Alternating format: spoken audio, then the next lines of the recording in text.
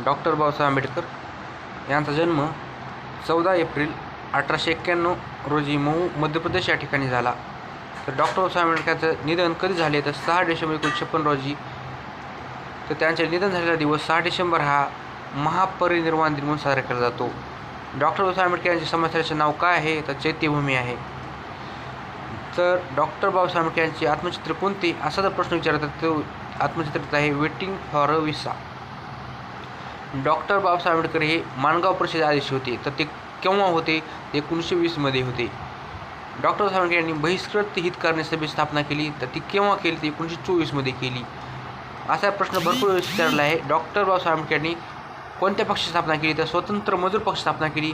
तर स्वतंत्र मजूर पक्षाची स्थापना केव्हा केली? तर 1936 मध्ये केली. अखिल भारतीय शेड्यूल फेडरेशन स्थापना 1942 मध्ये डॉक्टर बाबासाहेब आंबेडकर यांनी केलेली आहे. रिपब्लिकन पक्षाची स्थापना 1956 मध्ये डॉक्टर बाबासाहेब आंबेडकर यांनी केली. तर डॉक्टर बाबासाहेब आंबेडकर यांनी बौद्ध धर्म कधी स्वीकारला असा भरपूर वेळेस प्रश्न आलेला आहे. तर डॉक्टर बाबासाहेब आंबेडकर यांनी बौद्ध धर्म 14 ऑक्टोबर 1956 रोजी स्वीकारला. तर तो कुठे स्वीकारला? दीक्षाभूमी नागपूर या ठिकाणी स्वीकारला. कधी? 14 ऑक्टोबर 1956 रोजी. त्या दिवशी काय होती? तर अशोक विजयादशमी होती. कोणती? अशोक विजयादशमी या दिवशी डॉक्टर बाबासाहेब आंबेडकर यांनी बौद्ध धर्म स्वीकारला 14 ऑक्टोबर 1956ला. म्हणून 14 ऑक्टोबर हा दिवस कोणता दिवस म्हणून साजरा केला जातो? धम्मचक्र प्रवर्तन दिन म्हणून साजरा केला जातो.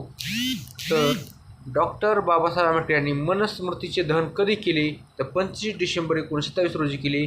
ते मनुस्मृतीचे दहन कुठे केले? तर महाड या ठिकाणी. महाड कुठे आहे? रायगड या जिल्ह्यामध्ये. तर डॉक्टर बाबासाहेब आंबेडकर यांनी कालाराम मंदिर सत्याग्रह केव्हा केला? 2 मार्च 1930 रोजी. कुठे केला? तर नाशिक या ठिकाणी केला. चौदार तळ्यात सत्याग्रह 20 मार्च 1927 रोजी महाड रायगड या ठिकाणी केला. आता आपण डॉक्टर बाबासाहेब आंबेडकर यांची पुस्तके पाहणार आहोत. यावरती भरपूर वेळेस प्रश्न आलेले आहेत. तुम्ही जर कोणता पेपर काढले जर डॉक्टर बाबासाहेब आंबेडकर पुस्तकावर जर प्रश्न आला तर हे पुस्तक तुम्हाला हमखास दिसतील. तर प्रॉब्लेम ऑफ द रुपी हे सुद्धा पुस्तक डॉक्टर बाबासाहेब यांचे आहे. Annihilation of caste, Gandhi Ranade and Jinnah, thoughts on Pakistan, Buddha आणि त्याचा धम्म. हा प्रश्न बुद्ध आणि त्याचा धम्म हा डॉक्टर बाबासाहेब आंबेडकर यांचे शेवटचे पुस्तक आहे.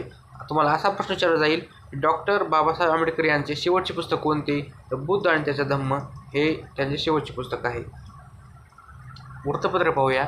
डॉक्टर बाबासाहेब आंबेडकर यांनी मुकनायक हे वृत्तपत्र कधी सुरू केले? तर 1920 मध्ये सुरू केले. कधी? 1920 मध्ये सुरू केले. त्याचा पहिला अंक कधी प्रसारित झाला? तर 31 जानेवारी 1920 मध्ये. यामध्ये तुकारामांची वचने म्हणजे तुकाराम महाराज यांची वचने आहेत. मुकनायकमध्ये कोणाची वचने आहेत? तर संत तुकाराम महाराज यांची वचने आहेत. मुकनायकमध्ये संत तुकाराम महाराजांची वचने आहेत. तर मुकनायक यासाठी कोणी मदत केली? तर शाहू महाराजांनी मदत केली. किती रुपयांची? तर 2500 रुपये म्हणजे 2500 रुपयांची मदत केलेली आहे मुकनायक या वृत्तपत्रासाठी. मुकनायक या वृत्तपत्राचे संपादक कोण आहेत असा जर प्रश्न विचारला त्याचे संपादक आहेत पांडुरंग नंदाराम भटकर. कोण? पांडुरंग नंदाराम भटकर. आता आपण बहिष्कृत भारतीय वृत्तपत्र पाहू. बहिष्कृत भारतीय वृत्तपत्र 9 एप्रिल 1927 रोजी सुरू झाले. तर कोणती प्रिंटिंग प्रेस होती? तर भारत भूषण प्रिंटिंग प्रेस याद्वारे. बहिष्कृत भारतमध्ये कोणाची वचने आहेत? संत ज्ञानेश्वर महाराजांची वचने आहेत. जसं की मुकनायकमध्ये कोणाची वचने आहे? संत तुकारामांची वचने आहेत. तसंच बहिष्कृत भारतमध्ये संत ज्ञानेश्वर महाराजांची वचने आहेत. तर बहिष्कृत भारत यासाठी सयाजीराव गायकवाड यांनी मदत केलेली आहे. त्याची इतर वृत्तपत्र पाहूया. समता 1927 मध्ये सुरू केले. जनता 1930 मध्ये सुरू केली, परंतु त्याचं नाव बदललं, प्रबुद्ध भारत केलं.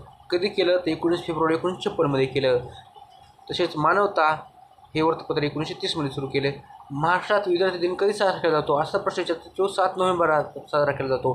तर याचं कारण काय आहे? 7 नोव्हेंबरला महाराष्ट्रात विद्यार्थी दिन साजरा करण्याचं कारण काय आहे? त्याचा उद्देश काय आहे? कारण 7 नोव्हेंबर 1900 मध्ये डॉक्टर बाबासाहेब आंबेडकर हे पहिल्यांदा शाळेत गेले. कुठे? पहिल्यांदा शाळेत गेले. तुम्ही उत्तर कमेंट करा. तर पहिल्या शाळेत गेले कोणत्या शाळेत गेले, कोणत्या जिल्ह्यातील शाळेत गेले, कमेंट करा. धन्यवाद.